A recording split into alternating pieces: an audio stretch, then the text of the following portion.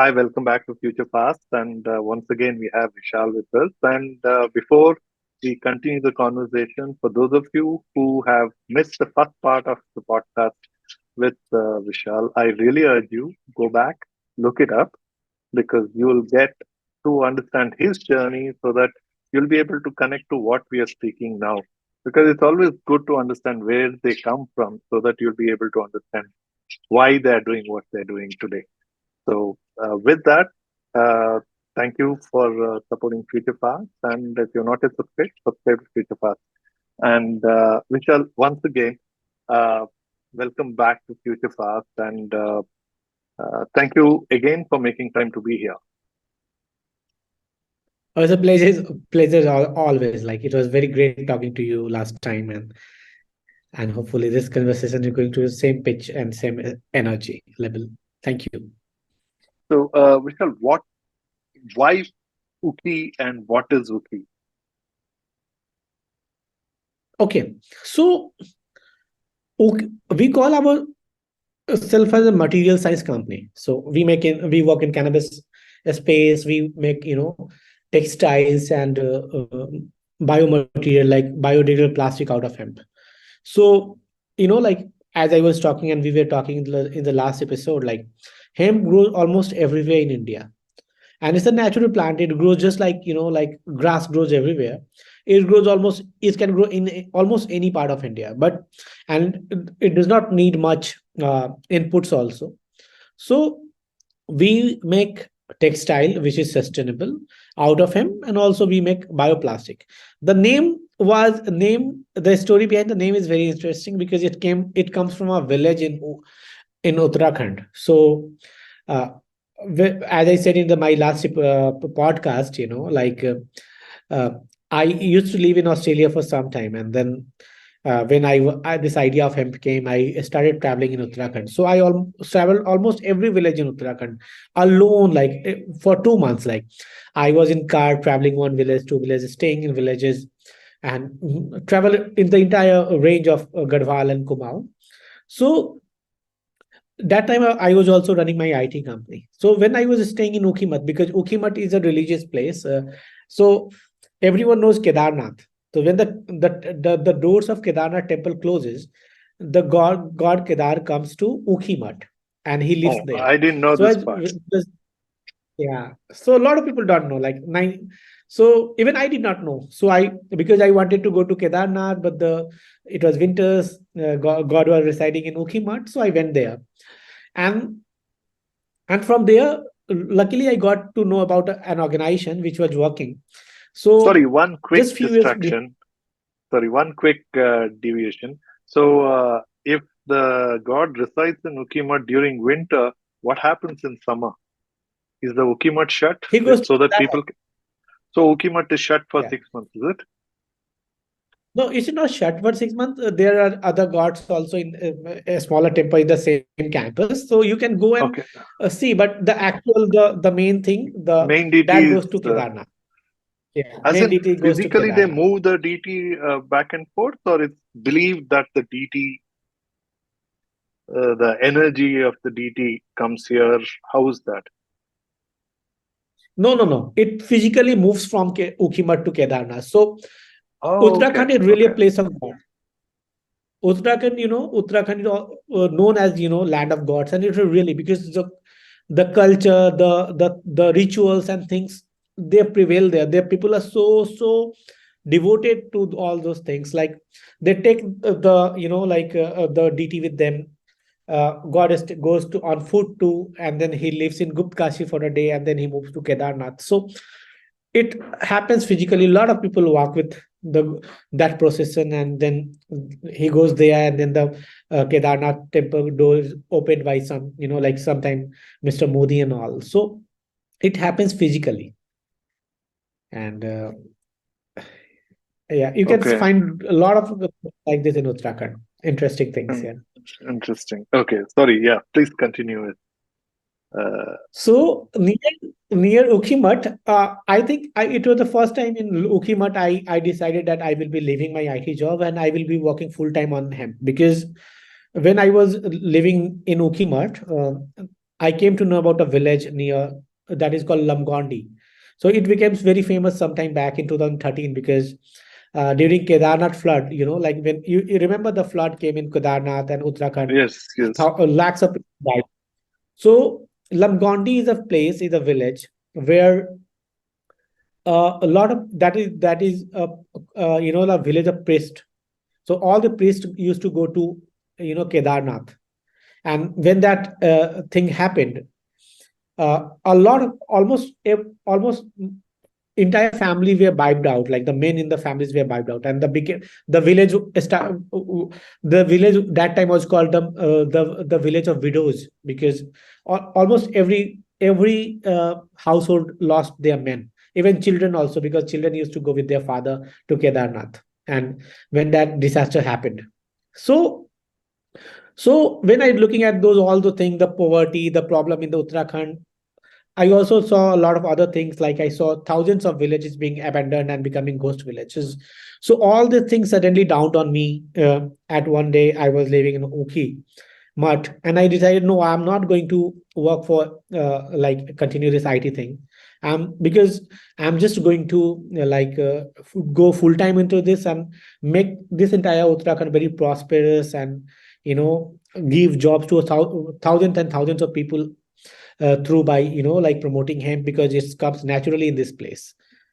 And and the another aspect was one more thing, that government had legalized hemp that time, and and usually people have left their farms and the villages because they are not able to do the farming, because animals destroy their crop, because there are a lot of animals come to the fields and they destroy the crops.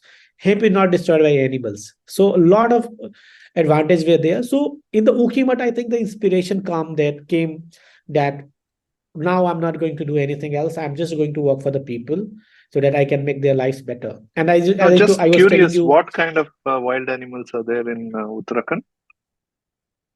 leopards are there. A lot of leopards are Okay. there. They kill Yeah. women. Bear is there. Bhalu, bear is there. Deer, heron is there. Khargosh, like Neel guy. I don't know what you call that. A stag's there. So also, like pigs, like wild pigs, boar there. So all Right. these animals destroy the crops. Even parrots Okay. also, like parrot, like Tuta is also, they destroy the crops. So usually, if you go to Uttarakhand in the hills, you will find very less people are doing farming, because they only do farm the area just near in the vicinity of their house, because so that they can protect it. They don't do farming in the fields because uh, animal destroy the crops, or even animals sometimes attack the people. Sometimes, like when the Mhm. women are there alone, they get targeted by animals. So and that is the reason people had migrated from those villages to cities, and the villages had become abandoned. So, and if you remember, I was telling you that I used to live in Rudprayag. So Ukhimat is the same district of Rudprayag. So Okay. we were Okay. living like 30 kilometers away from Ukhimat, and stayed there for 2 years, and then started the operation from Rudprayag, and then moved to Delhi and all. Yeah. So, but how have you ensured safety of farming now? Or because it is this, so there is no threat by the animals. So, is that all, or are you also looking at, or have you started employing technology? How, is there any other thing other than that? Okay, it's natural, but no threat by the animals. So, like usually right now, due to law, legal problem, legal hassles, even getting a license is also nightmare. So in Uttarakhand, things are very different. So the aim was to get licenses for as many farmers in Uttarakhand as possible. But Okay. the land holding of the small farmers in Uttarakhand is very different, because one farmer will have land on one hill, and then he will have another field farm on the another hill. Like that is called goal bandi khata. So they have like one person can have different land patches on different hills, or even different part of the hills, or uh, so and the law of the law which allows the farmers to get license for hemp ask them to get the perimeter of the land and everything. So So it is not, it becomes very difficult to get the papers, the license. It's almost, so we have been trying this for last 4 years and not been able to very successful. Like only I think 40 or 50 odd farmers had license in Uttarakhand right now, like for hemp, and that is also renewal basis, and that becomes a nightmare because from traveling from the village to the district center takes a lot of time. Often there are one bus in the morning and the returning bus is in the afternoon, and the stays and all are costly, and the farms are not so big that they can afford to spend thousands of rupee or 10,000 of rupee on just getting one license for a year, because of the other cost involved. Mm. So as you were saying that what we have done for the security of the farmers, so the basic thing needs to be fulfilled first, and the farmer who did the farming in last 3 4 years, the good thing is that no animals came into their fields and all. So good thing is that animal don't come into the fields, so because they run away from the smell of that plant, and they don't, the pig Oh, don't okay. destroy the crop. So yeah, so itself it's a kind of a like barricades itself from the animals and wild animals. Yeah.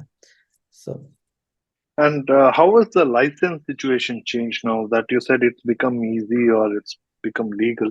Because I think most part of India, uh, hemp is legal from a point of it can be grown for medical purpose only, right? So I think what I was trying to understand from somebody was that that you can get permission to farm or grow hemp provided you secure a pre-order from a pharma company who will procure everything that is grown here, so that there has to be a mechanism that you are actually growing it for them and not for any other purpose. So, oh or I won't mm, get the license if I'm not able to show how I am equipped to utilize it for medical purpose or from a medical use purpose. So it becomes a precondition that I should be able to demonstrate it. So, but here that is not the condition, is it, in Uttarakhand? okay, so I will give you a context of this. I'm not sure about the medical thing you were talking, but in Uttarakhand, what is happening that uh, they legalized hemp in 2018, and they gave it under excise, that you can obtain a license from excise officer, and the signing authority is the district magistrate of that district. And for that you need to give the land holding, you should be the owner of the land, or you can take it on lease or something, and you should have all the papers. You need to have a storage on that, and then you can have a, like you need to have the boundary of that field and all, and then you can apply for license for 1,000 rupee for the license for 1 acre 1 hectare, and 500 for the storage thing, so 1,500 rupee for at a cost for 1 year, and then you can get it renewed up to 5 years, or you can just take for 5 years. So this is the process.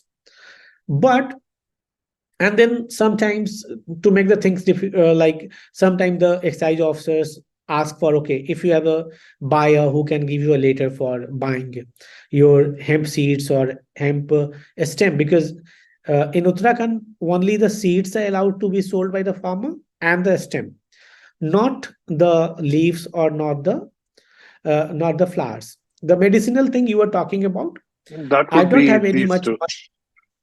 They Yeah. you use So these things there, right? Yeah. yeah, medicinal is being because this year, government brought a draft in which they are going to allow native plants to grow and things like that. Then they are bringing a policy for I medical think there is policy, in which I Ayurveda think uses these things as well, right? Even in Ayurveda, there is a use for in Ayurveda, like there are more than 100 medicines which allows to you, which talks about using this thing like Vijaya. Vijaya is bhang or hemp. it. Mm. So Ayurveda talks a But lot bang is about using typically the Vijaya. flower, right? It's the flower which makes the bang, right?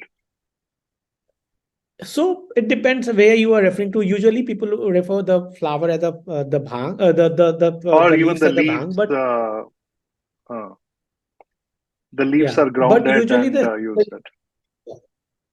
But usually the entire plant is hemp and the entire plant is gaja. So one is marijuana plant and one is hemp plant. So both are different plant, but even people, even the lawmakers used to get confused about marijuana plant and hemp plant, because hemp plant has a different characteristics. Marijuana plant has a different characteristics. Yeah. Right. So now uh, the compliance is not a problem. There is no more legal issues in getting this started. No, if someone can get a license, then it is easy. But getting a license, the government, the license getting is a kind of a very cumbersome, and it's very tough to get a license for a small farmer who is located in the hills and all, because of the land holding structure. As I told you, Gol Khata is there. And also, right now, while I'm talking today on uh, the law, the Uttarakhand law states that you have to grow seeds which can produce trees which had low TSC, which is 0.3% or lesser. And what Mm-hmm. happened that India does not have those seeds. India does not have those seeds because there's very less research on hemp till now in India. Very few, there are no varieties in which low TSC is there. So what happened? To give you context, when Uttarakhand policy was being framed, they tried to take it from inspiration from Canada and US, and they just copied the framework from there. And America and Canada has been doing a lot of research in the back, though they caused it to ban in India in 1985 through UN, but they have been doing a lot of research on this in the back end, and they developed some seeds. And now anyhow it got to the India that we also have to grow the same 0.3% trees, hemp plants having 0.3% TSC or less.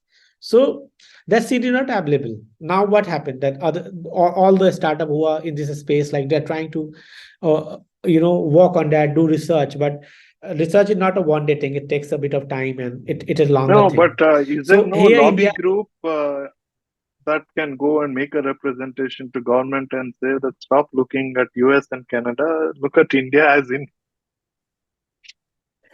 If you see my blog and videos dating back to 3 years, we have been very vocal about that we should never copy. Even yesterday also, Economic Times, one of the reporters from Economic Times was talking to me, as he said, what inspiration can we take from the developed nations about like making this industry big? I think we should not take any inspiration from anyone. We should just look inside.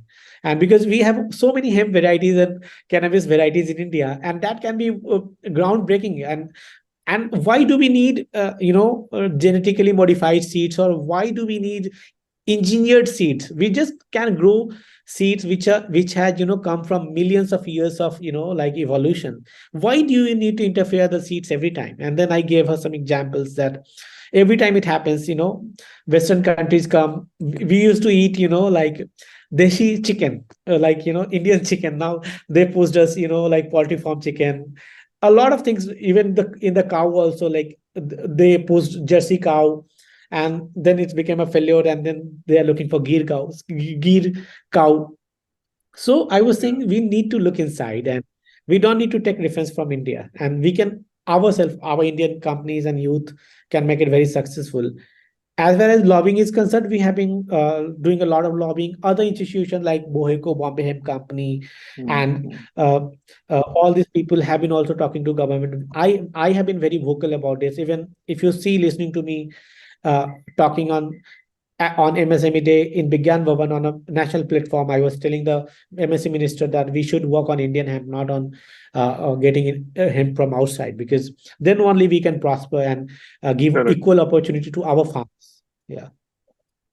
And uh, how does it work? I mean, do you take lease the land, or do you partner with the farmers and farmers become your suppliers? How's your current model? So we tried a lot of models in the Uttarakhand to make it work. We worked with we used to travel. First initial phase started. Phase one started. We started traveling in Uttarakhand, village to village, and we did a lot of workshops with women self-help groups, and we started raising awareness about hemp, that you can grow hemp, you can take a license and grow hemp. Then a Mm, lot of people warmed up, and initially there was resistance that, oh, this guy is asking us to grow hemp, and people, and then the police will come and catch us. mm, So we said no, it will not happen if you take a license and things like that. And then so if you see our website also, we have dozens of videos traveling in Uttarakhand, explaining to people, meeting people on the ground. Thousands of farmers we have met. Like we have met more than 10,000 farmers in last 4 years, telling them in person or in big meetings that you can grow hemp, take license and things like that. Then it works. Then it comes to people who want to take license. So we mm, usually help the farmer to get a license. We help them get a license if they need some kind of hand holding in terms of what paper they require, what kind of, like if they need some kind of, sometimes they need a letter from us, as you were saying, that they need, that we will be buying their seeds and the stem. We mm, give them a letter that we will be buying them. We sometimes talk to government officers and all, requesting them to, if they can grant the license to the farmer, because it can be good idea. The good thing is that what I have seen, that everyone wants to make it successful, but a lot of challenges due to policies there. Otherwise, bureaucrats, governments, officers, everyone has been very, even politicians have been very, helpful and supportive of this thing. They want us to grow everywhere, but some people don't want to come in the forefront. Some just want to remain in the background. But there has been a support system inside, that they want this farmer to prosper and things. So once the new policy comes, which is being drafted right now, I think it will be a lot easier for the farmers. right. And uh, what is the uh, way you are doing? What are the products you are focused at? You said that one is that seeds you are doing now, and you basically are also exporting seeds as hemp seed. And two, you also mentioned fabric. Yeah. Uh, so, what exactly are you doing? How are you doing? And who do you cater to? Who do you supply to? Are there any Indian buyers also here, or it's all everything goes out? No, so our primary focus is on, we have been trying to develop textile from Indian hemp, because, Hmm. and also we use a waste system to make bioplastic. So because and Correct, you that can mentioned be plastic. converted into plastic, which is biodegradable and compostable. We consider seed as just a byproduct of the entire thing. So the primary focus is on the textile and bioplastic, where we see a lot of scope, because if you see, fashion industry emits around billions of tons of greenhouse gases every year. Right. Also, cotton industry alone uses billions of tons liters of water just to produce cotton, and cotton uses world's 25% pesticide, 12% insecticide. Hemp does not take any insecticide. It uses 10 times less water, and also it increases the income of the farmer. So our primary focus is has been to develop hemp in a textile from Indian hemp. We have been trying this for last 4 years. But We have how does done the process very. work? Not much of water consumed there. What kind of energy consumption goes into it? Any data there? Yeah. So we were audited by or done a, we were studied by a group in Netherlands, a company in Netherlands, through a very well-known accelerator program, Fashion for Good. Hmm. So they said that compared to cotton, the energy usage in our system is 90% lower. Energy usage 90%. is Okay. 68% lower. Yeah. Energy usage is 68% lower. Greenhouse gas emission is 78% lower. So Mhm. if India can recognize its potential and promote hemp, and from hemp made from Indian hemp, grown organically and processed in a way that is sustainable, then I think a lot of problem of the fashion industry can be solved. That is one thing, Mm-hmm. because the emission of the But fashion hemp industry, which fabric is is huge. very expensive, right? Still, The expensive because it is coming from right now, or the most of the fabric is coming, the yarn or the raw material for the textile is coming from China. China has a oh, kind is of a it? monopoly on this. But India is Yeah, yeah, also into it, yeah. right? Okay, it's less. Sorry, what do you say? India also has it, but it's still not.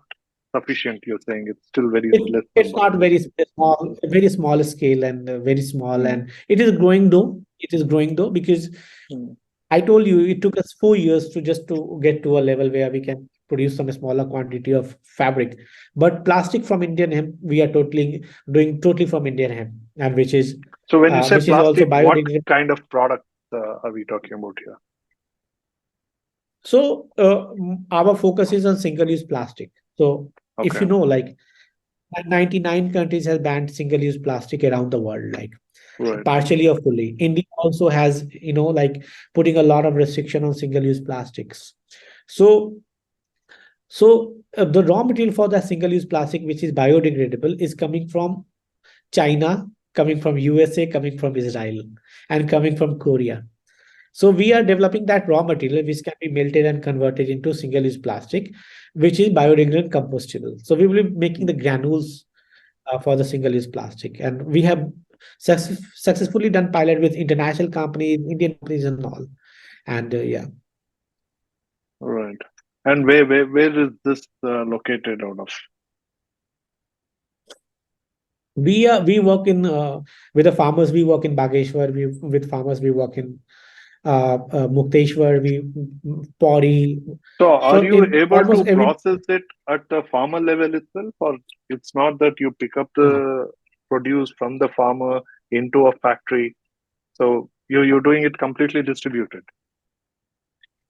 No, so the sourcing is distributed because you can't do the secondary processing like the conversion of the stem or the fiber into granules in a, so you need a centralized unit. So we have something and we are making one more in Uttarakhand right now. We just like bought some land and all and getting necessary permission to scale expand for expansion purpose. So we had a small pilot unit. Now we are trying to expand it on a bigger scale. So it will be done in Uttarakhand near Kashipur or something. Oh, okay. And which did you work with any government of India research institution, or you had to work with any international agency in uh, putting this whole process together? No, we usually work on our own because government we do connect with Indian agencies and government agencies and all who are also always very helpful. And like once we wanted testing for our plastic and we connected MSME department, they immediately connected us with CPET, like Center for Plastic Engineering and Technology. So these people are very proactive, but at the same time, as an entrepreneur, we have our own speed and we want to move a lot faster than anyone else wants to. So we have our own, and also we are incubated at IIT Monday and institutions like that, where we get a lot of support in terms of connections or testing things and also guidance. Though like government agencies have been very helpful and trying to facilitate things when we get stuck up, but usually the speed has come from our own efforts and work. Well, we also had a guest called Hannah from Czech.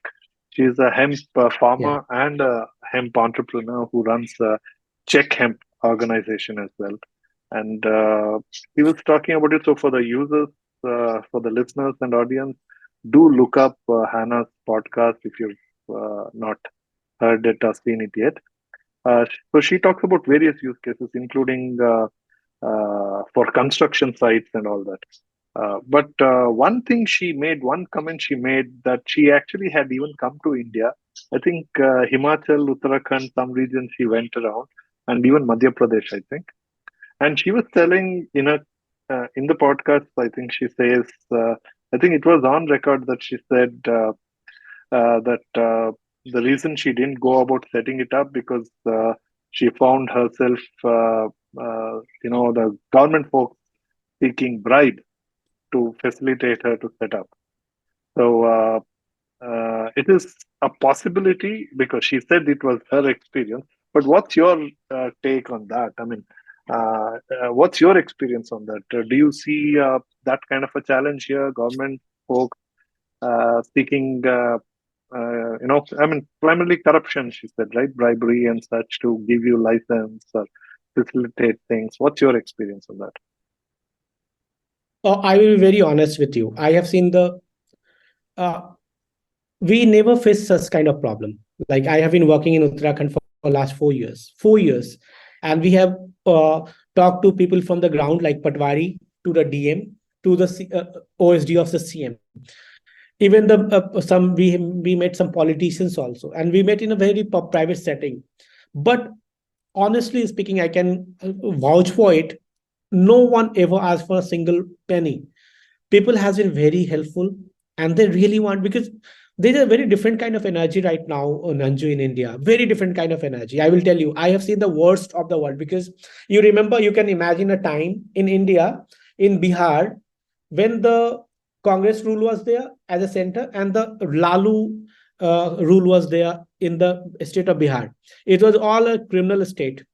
And then I moved to Delhi, and then I moved to Australia, and then I came back. I can tell you, I just feel that I'm living in another part of the world, because India has become so much, forward looking country, so much supportive of the new ideas. Even, bureaucrats from central government in West India, startup India has been so supportive. MSc department has been supportive. I can tell you, I did not have any background or godfather in the in a behind me. Still, I connected with MSME. They helped me with, when I was facing trouble because of hemp, and no account bank was ready to open my account. MSME came forward to vouch for us. Recently, also, like when we were, running here and there and trying to get some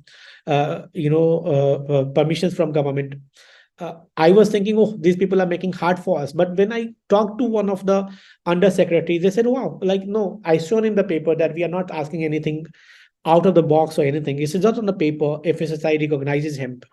And then he acknowledged that he did not know about that, and said, I will make sure that, your if you meet all other requirement, your paper will be processed. So I have never seen any kind of I have never felt or been asked for any kind of bribe from anyone in this entire ecosystem in the last 4 years. Though we are dealing in hemp, and a lot of people can, if they want to blackmail us, they can blackmail us, but it had never happened. I don't know about Hana, but these people need to change their mindset, because they come from a, they have a already free fixed mindset about India, and the way the work is done here. No, to So be fair to her, she was here, so she did meet, but I don't know if it was Uttarakhand or where. I don't recall the conversation, but she did go around. She did meet some people, but maybe I can connect her to you. Perhaps if she's still interested in coming to India, uh, you could probably see how you can collaborate with her as well. But you can hear it. She did have that concern. But to be fair, I think there are still parts of India where things and some sections they are still corrupt. But of course, this is very heartening to know that it's not the same here and in this sector and in this industry and in this region at least that you're operating in. There is no corruption, and they're also supportive for a first generation entrepreneur, which is fantastic. yeah. If I would have met anyone asking for bribe, I would be the first one to go online and, shout about it from the rooftop. That, but we never faced any problems. So, and we are very thankful for to God and people, like the country, for this. So what are the technologies in the process? How easy or difficult are they for you from a point of access and even setting it up in India? uh, the even to process it, to create those plastic cups you mentioned, or process to make fabric. How is the technology access? Do you have local grown technologies, or you have to license them from outside of India? What's the situation here? So no, we could not license it from outside India. We tried to do that, but what happened that when initially, like when we started, it looks almost impossible that we will be able to make a textile out of hemp fabric or plastic, because there's a major, if you, even right now also, like, since a very small portion of Indian hemp is converted into textile, if and a very few people are aware about it. So if you talk to any manufacturer, or machine manufacturer who is into textile industry in Germany or in any part of the world, they will say it is not possible to make textile from Indian hemp because of the quality, the consistency is not there, and the all the fibers are different, thickness and all, which is true. But at the same time, if Elon Musk can make rockets without knowing about anything about rocket, why can't we make textile out of Indian hemp? Like that's a thing. And that was the thing we have been trying to do for last 4 years. We invested a lot of time, lot of money, whatever we had, we've just put on that. My team used to say, like, what if we like fail? I used to say, see, Elon Musk like sends a rocket to, and sometimes it explodes.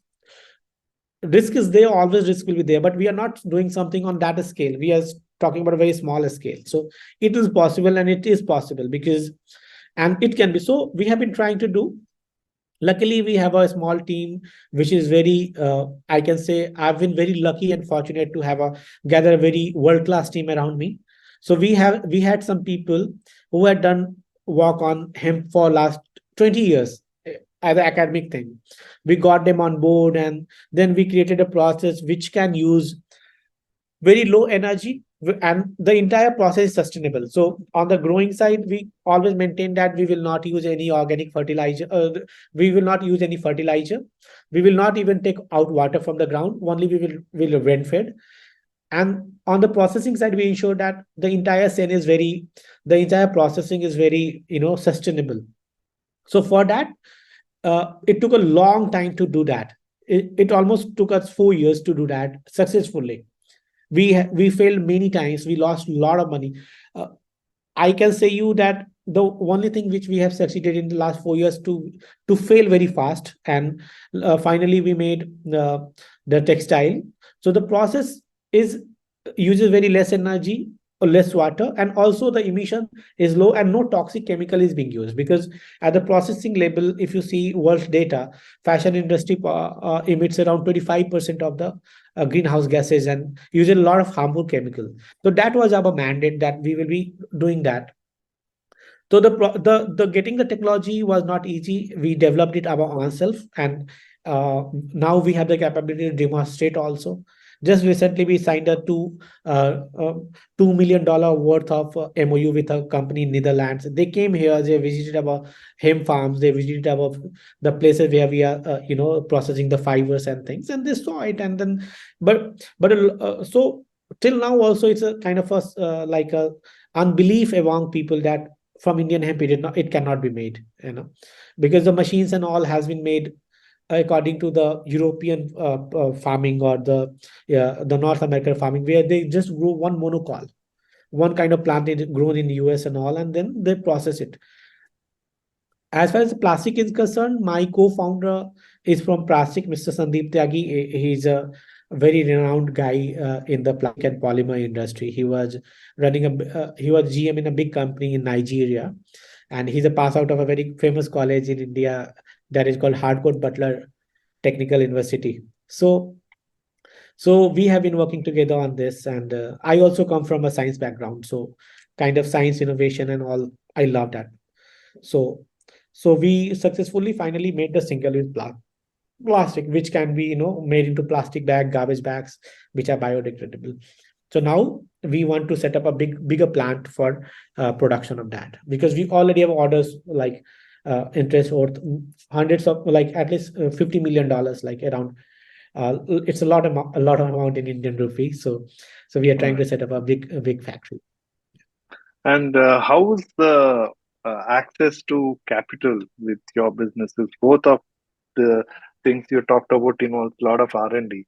So is it that you did mention bootstrapping for your first business, but what about this?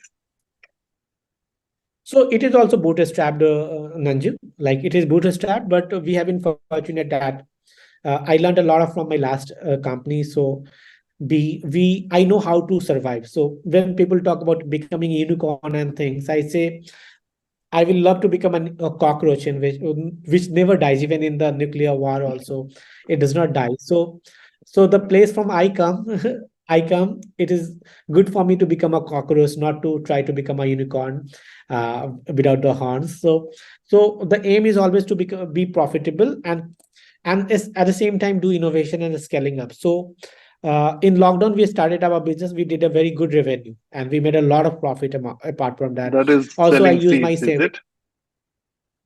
selling masks, hemp mask. Oh, fantastic. Okay. Yeah. So we in the first year, like in the during lockdown, we sold mask around 1.2 crores Okay. exported.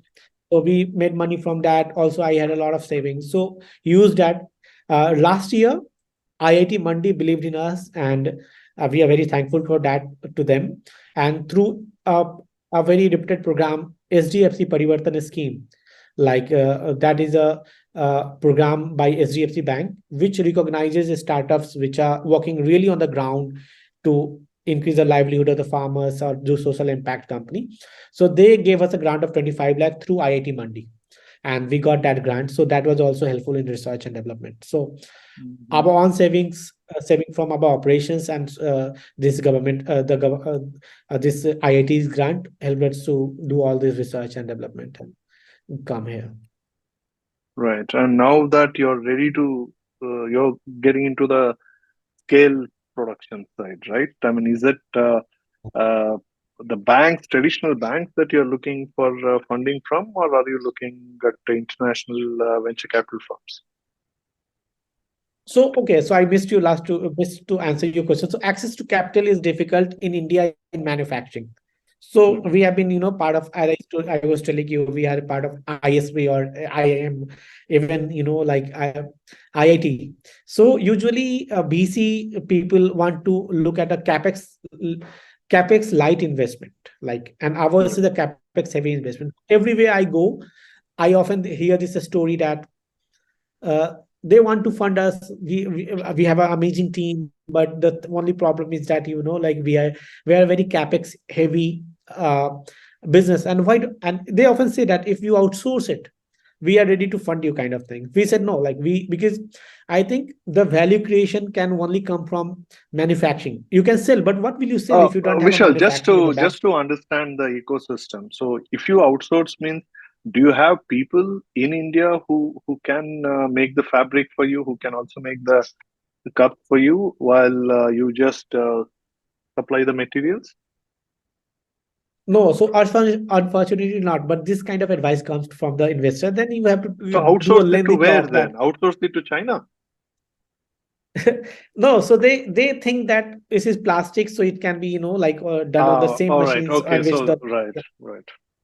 there's a lack Okay. of kind of like understanding or initial talks I am talking about, Okay. in which Okay. they therefore, why don't you outsource it and get it done from someone?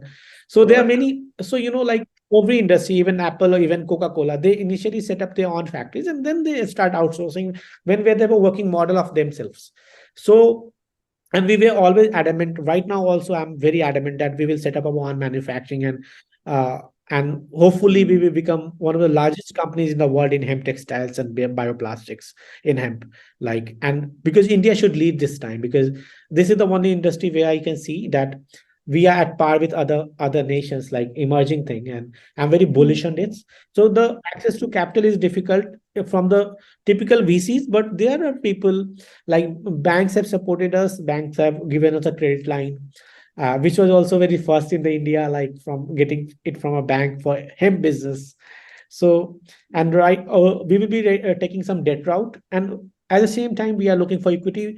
If someone gives us, that's fine. Otherwise, anyhow, we are going to be a billion-dollar company in next 5 6 years. Wonderful. Perhaps uh, uh, maybe a couple of more questions after that. I'll ask you to give a shout out to people who want to collaborate with you in your effort, either to fund or even to collaborate in any of the efforts that you're doing. So, just before we get into that, so who are the players in India? Do you think anybody else who's doing something like this, close to this, so that you see that there is an ecosystem building up here, or is it that you see only players internationally who are doing something significant like this? Oh no, no. So like a lot of India has a lot of new energy, and I think I almost get almost 10 20 calls in a week, like from new Oh, wonderful. entrepreneurs, because they often Okay. find our blogs and all. they want to do something. And also, like, there are some good players, like I would like to name Bombay Hemp Company, which is doing quite good, Mm, and mm, they are into retail segment, but they are doing good. There are some other company like Hemp Organics or India Hemp Organics, some other names. I don't see my competitors much, because mostly these people are into like medical uses of like CBD, and also hemp foods like hemp seeds and hemp horizon is a company which is in Noida. They are into hemp food item like seed hemp hearts and things like that. So there are few companies which are doing good, like, and a lot of people are trying to come and do this thing. But usually what I have seen from my experience, that I have seen many people who came to talk to me, and 90% dropped out and 10% went some far. And then after 1 or 2 years, only one or two I seen that they made some business out of it. Like so, because of the difficult landscape, the regulatory problems, like people are not very the regulatory landscape is not very clear. And mm, mm, also, mm. I think the one other problem I see, that why of the people, why they are trying to do it is not clear. Often they are lured by the profit margins in the CBD industry and things like that. So that Okay. kind of, like thing can never help you become make a company like a legacy company. You can make a business for some time, 4 5 years, you can make good money. But if you want to really want to change the world, Typically, you have those to who have a travel good. internationally, they see those products, come back, try to Yeah. create their own labels and sell. So you think that's Yeah. a short-term play? Oh yeah, because why we are here? Because we have faced a lot of problems in the last 4 years. A lot of problems. Sometimes we never know that how will we pay the next month's salary. But at the same time, we keep on spending money on like research, innovation, new product development. So we know that we have to bring down the pollution of the fashion industry 10 times. We have to bring down the water emission of the water consumption of the fashion industry 50 times. So Well, 50%. So that is. Vishal, on the pollution in the textile space, I'm also part of an organization called Waste Impact. So where we start with a hackathon and we take it to developing those ideas by funding them to develop a prototype, and then eventually take those things to become companies by getting them incubated. So few of them have been incubated out of ISE. Couple of them have been supported by Social Alpha by Tata Group. So 2024 theme for that is textile waste. So uh, if there is you see a value in collaborating on that effort, I think you should be part. But largely, we are looking at those who are already doing it and what can be done out of it. Well, what you're saying is that Yeah. there is a limitation, so you should probably focus more on increased fabric from coming out of hemp itself, right? I mean, that's your pitch. Or kind of, yeah. Okay, okay. No, fair enough. So, how was this narrative changing? Do you see? You said that Uttarakhand is very supportive. How do you see this from other states? Uh, uh, do you see other states also responding more positively for hemp and hemp-related businesses from your experience? So I have seen, like Himachal government has been trying to make it legal for some time, and they are in the final stage. But then again, elections came and all these things have stopped. So Himachal has been trying to make it legal, and other states I've not heard much about from a state government, like but Himachal government were in touch with us for some time, and they had wanted some information. So I'm aware about the hemp in Himachal, that they are thinking to legalize it.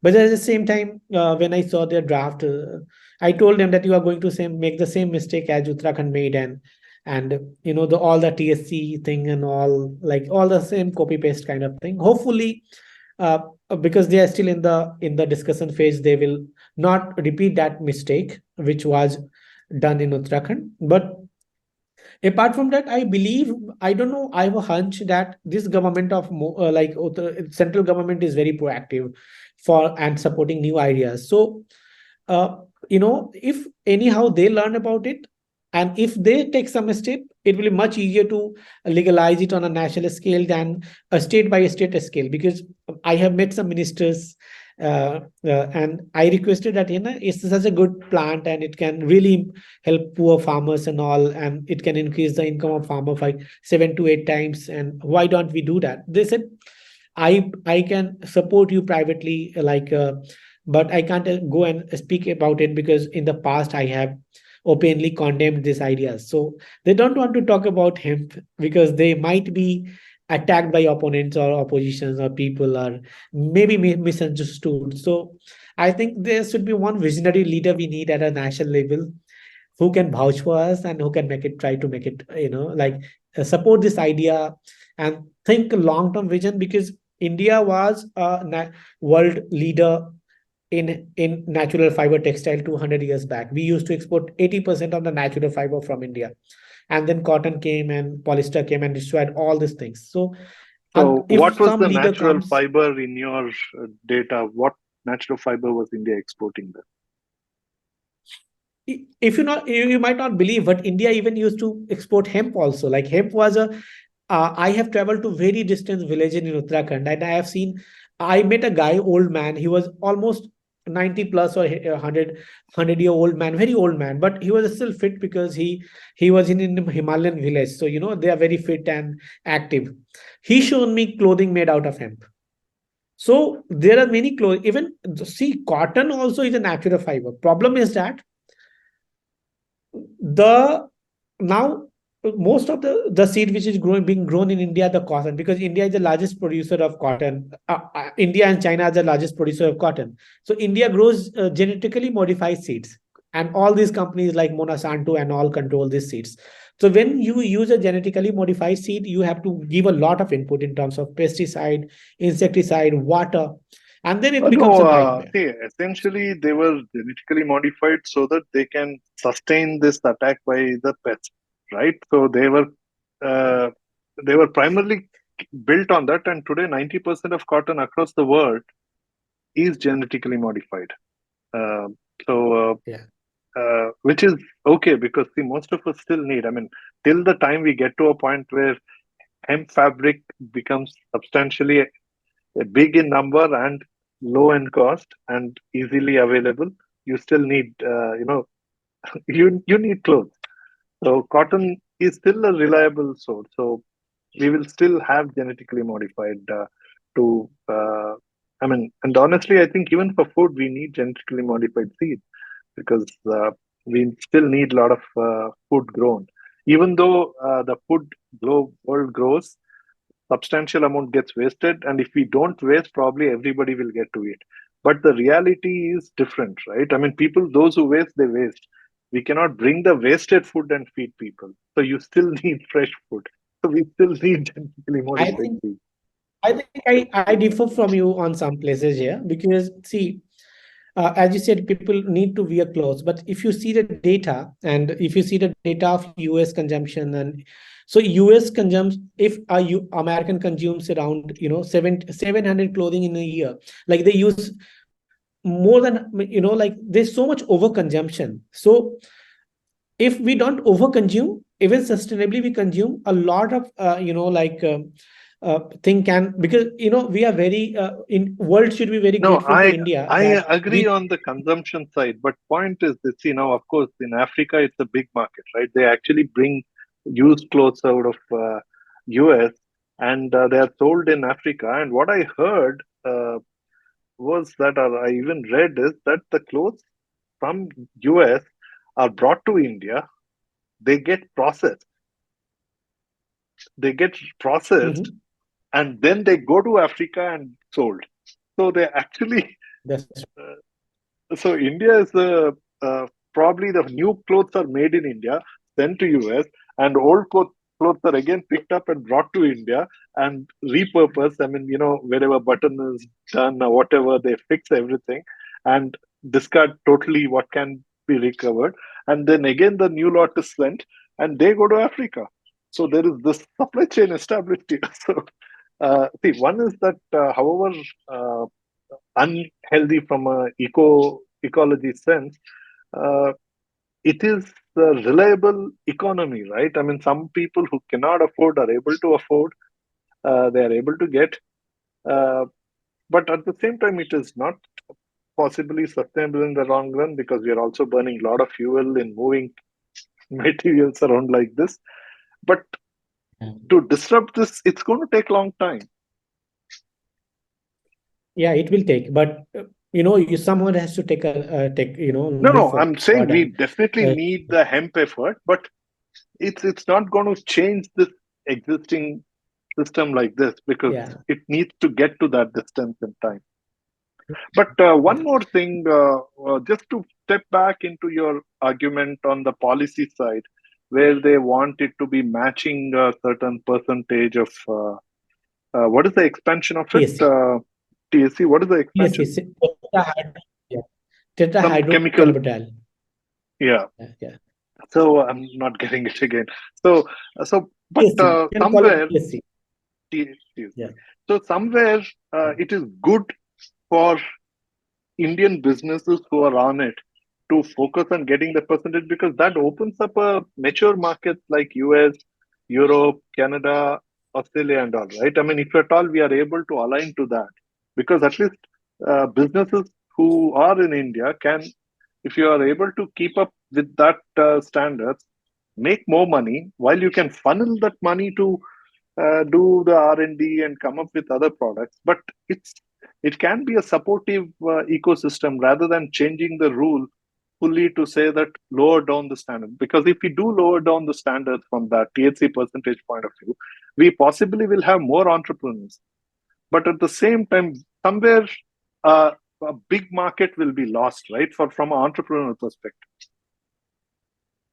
No, no, no, Nanju. Like, that's like, like, okay, saying that lowering TSC will have a good quality thing is not the right thing, because the TSC is their kind of, like, just like, have you seen the poultry farm murga, the chicken, like the No, white no, chicken everywhere you I eat, we all eat. understand this argument. What I'm trying to say, see, those countries have this cap, right?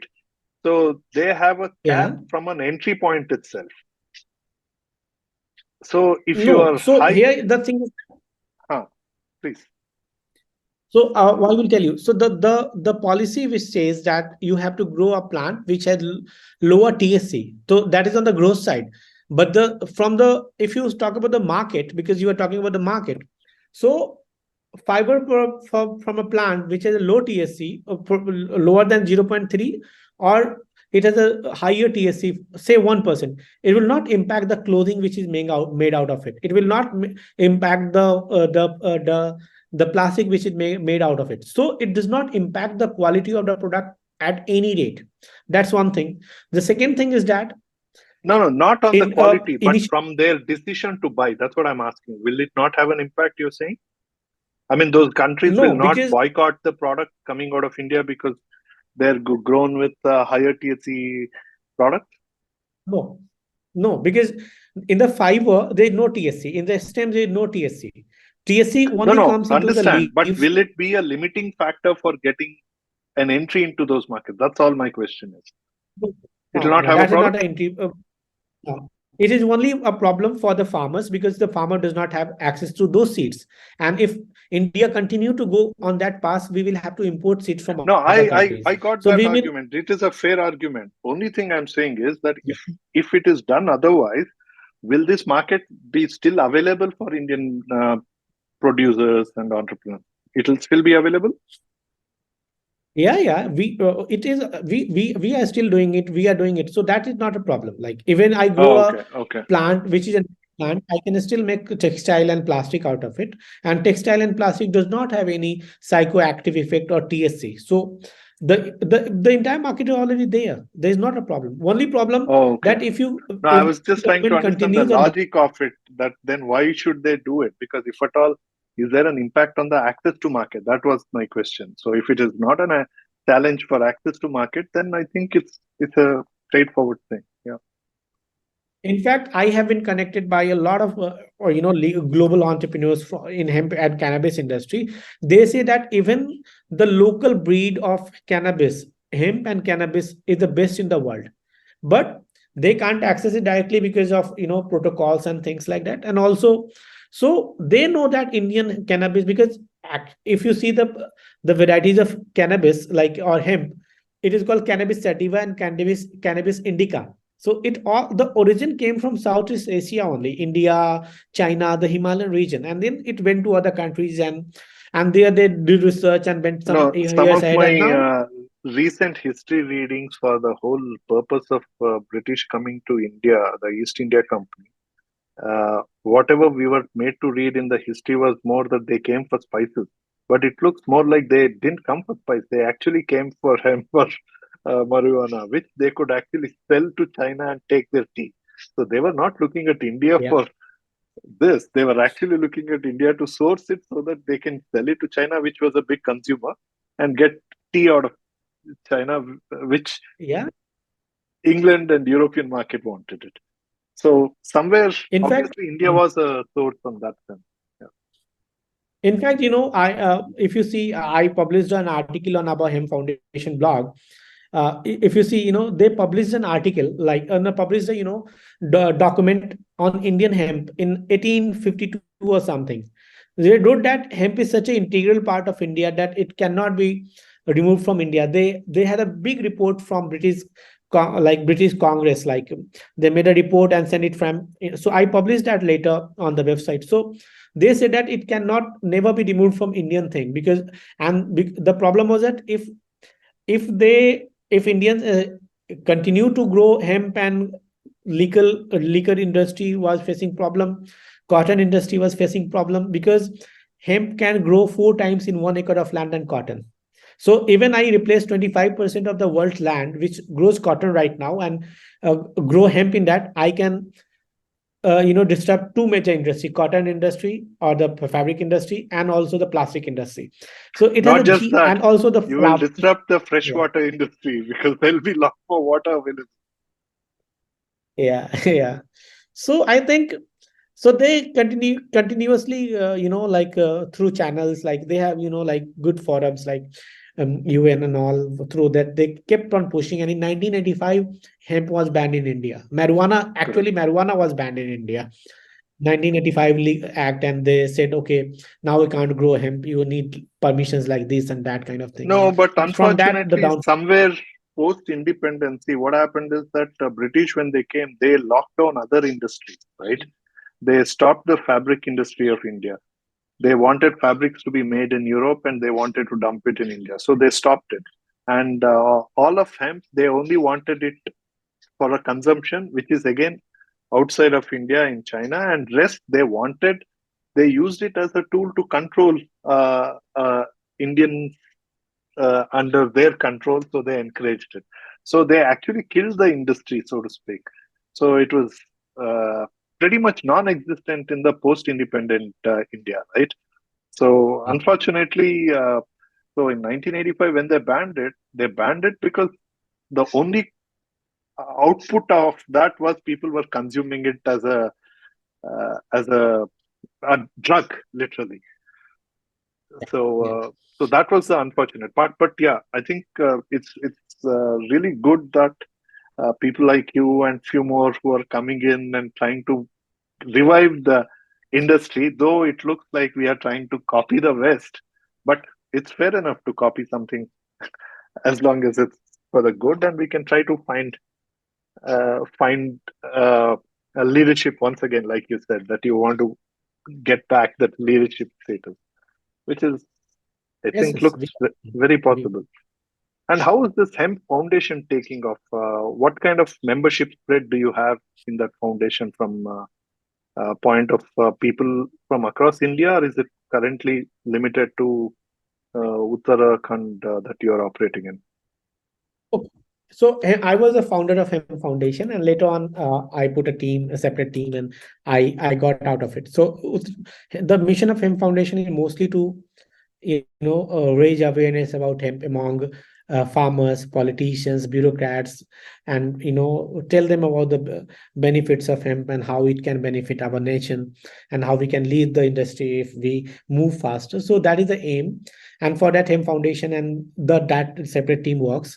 We have given a kind of equity to Hemp Foundation in our company so that the dividends of this company can go into that foundation to support the artisans and the people. Because as you were telling me that you have traveled to Uttarakhand, it looks very beautiful from the outer skirt, but if you look deeply, even I am visiting few villages there.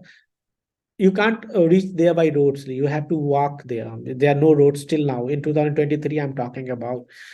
Government is already making roads, like they are already like doing the pre-work, so it's amazing. But in 2023 also, like they don't have roads, only BSNL phone works there. So a lot of poverty is there. Those I will say one more thing, that those people are not poor in terms of spiritually, family wise. They are very wealthy. They eat the best food. They drink the best water in the world. They smoke, they breathe the best cleanest air in the world. But financially, they are suffering. Because the aim of Hemp Foundation is to help all the marginal farmers, artisans, who are helping. And in future, like in next 10 years, the plan is that at least we should be employing 1 lakh people in the mountains. Just like, imagine you and me going on a mountain top and looking from the helicopter at the down, and thousands of women are working there on handlooms and making world class product and exporting to the world and bringing billions of dollars in foreign exchange every year. And because when you empower a women, you empower an entire society, because they look after everyone, like their family, their friends, they look after everyone. Like men are with centered on themselves, but women are not. Like, so the mission of M Foundation is just to and we have not opened up membership yet. We will do that in future, but right now it's just a closed group, like trying to like people who are very passionate about hemp and who really want to make a it one of the most prevalent plant in India. They we work with them. And we also work with a lot of we work with government agencies and all. We try to tell them about the benefits of hemp so that they can also make it legal it around India, not only in Uttarakhand. So that is the mission and vision of Hemp Foundation. Right. Vishal, like we spoke earlier, so if you want to give a shout out to people, either they can come as investors to your venture, or if they can collaborate with you in any fashion, please go ahead and make a Okay. shout out, because we do have the audience which would perhaps be interested in collaborating or investing with you. So friends, see, the aim is to make money, but of course, making from the actual aim of the Ukhi is to bring back the glory which we had one time. So often we talk about becoming Vishwaguru and all, but in fact, India was a world natural fiber textile, like just 200 years back. It's not a fast history. You can Google it as well. So my life mission is to get that glory back for the Indian textile industry and the plastic industry. And by doing that sustainably, because every time we listen and talk that whenever Just like one extremes quick happening bit: when Vishal says plastic, he means uh, uh, an alternate to single-use plastic by using hemp. So it is not yes. uh, a petroleum product of plastic, though it's a Yeah. different argument of good or bad about it. But here it's a hemp alternate for single-use plastic. Yes, continue, Vishal, please. So yeah, so with our innovation in the hemp textile industry and the hemp bioplastic industry, we believe that we can bring down the pollution of the fashion industry, because fashion industry releases around 10 billion tons of greenhouse gases every year. If we execute it well, we can bring down that global emission by at least a billion tons a year, which is a big thing. So not by doing that, we will not be only making money, but we will be also solving a bigger problem of the world, that is global warming and water scarcity. That is one thing. And with the plastic thing as well, like like 99 countries had banned plastic, but there is not a single company or like entity which Plastic is for well single known. use. Yeah. for single-use plastic. So we make single-use bioplastic, which is biodegradable and compostable from hemp, and it has a lot of uh, demand for it. We already have a like a LOI for 240 crores a year ARR. So if you want to come and invest with us, do come, and let's make it one of the largest companies in the Well, world in 240 terms of crores is textiles. close to 30 million US dollars. Oh yeah, $30 million. Yeah. For the plastic only, we had separate LOIs for textile, but I'm just talking about that for 240 crores ARR, like annual recurring revenue for the plastic thing. So do come and join this mission and make the world a better place. And this is going to be an amazing journey with because it touches a lot of lives. We can really empower a lot of people and do good for the planet, as well as make a legacy company which exists even after our lives. Thank you. Well, wonderful, Vishal. Thank you so much. And for all the audience and listeners, the links are right below this podcast. So you can look up Vishal's profile. You can look up Vishal's company, Ukhi. You can also look up Hemp India Foundation as well.